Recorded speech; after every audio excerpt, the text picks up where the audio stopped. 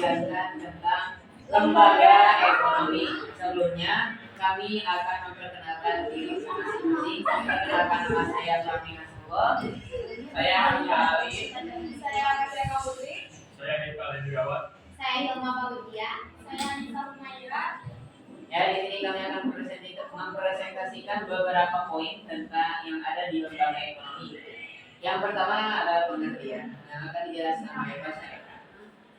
Baik, saya jelaskan. Lembaga ekonomi adalah peran sosial yang memiliki kegiatan di bidang ekonomi dan bertujuan untuk memenuhi kebutuhan masyarakat. Menurut William Cornblum pada tahun 1988, pengertian lembaga ekonomi adalah sebuah institusi yang berfokus pada pokok bahasan dasar yang meliputi pembagian kerja, interaksi antara pemerintah dan institusi ekonomi, serta perubahan pekerjaan. Selanjutnya, ada pola-pola politik yang akan disampaikan oleh Hilma.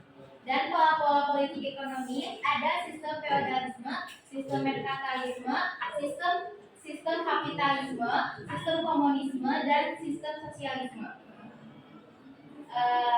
Selanjutnya lagi ada tujuan dan fungsi yang akan disampaikan oleh Hamzah Ali.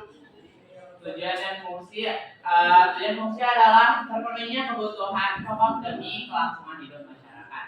Ya, tujuan dan fungsi yang pertama yaitu memberikan pedoman untuk mendapatkan bahan pangan, dan yang kedua ada memberikan pedoman untuk melakukan pertukaran barang atau yang disebut barter, dan yang ketiga ada memberi pedoman tentang harga jual beli barang.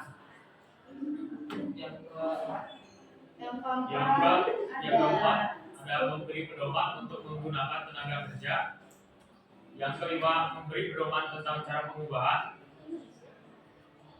Dan yang keenam, memberi pedoman tentang cara pemutusan hubungan kerja. Dan yang ketujuh, memberi identitas bagi masyarakat. Dan selanjutnya ada struktur lembaga ekonomi. Nah, struktur lembaga ekonomi ini ada tiga, yaitu yang pertama ada agraris, kemudian industri, kemudian ada perdagangan. Nah, apa itu agraris? Agraris ini meliputi kegiatan pertanian seperti sawah, perdagangan, perikanan, dan peternakan. Nah, kemudian ada yang kedua yaitu industri. Industri ini merupakan kegiatan produksi barang. Sektor ini membutuhkan lembaga ekonomi yang semakin kompleks, bagaikan rangkaian bagian-bagian yang saling berhubungan, saling bergantung dalam suatu sistem sehingga tatanan ekonomi berkembang. Dan kemudian ada yang ketiga yaitu perdagangan.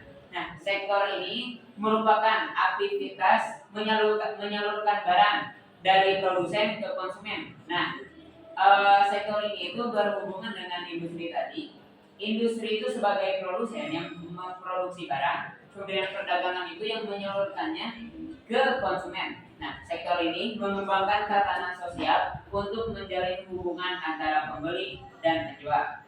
Baik, untuk terakhir ada unsur dari lembaga ekonomi yang akan disampaikan oleh Anissa. Untuk unsur lembaga ekonomi yang pertama ada pola perilaku, yaitu efisien, pemehatan, profesional, dan mencari keuntungan. Yang kedua ada budaya simbolis, merek barang, hak paten, slogan, dan lagu komersial. Yang ketiga ada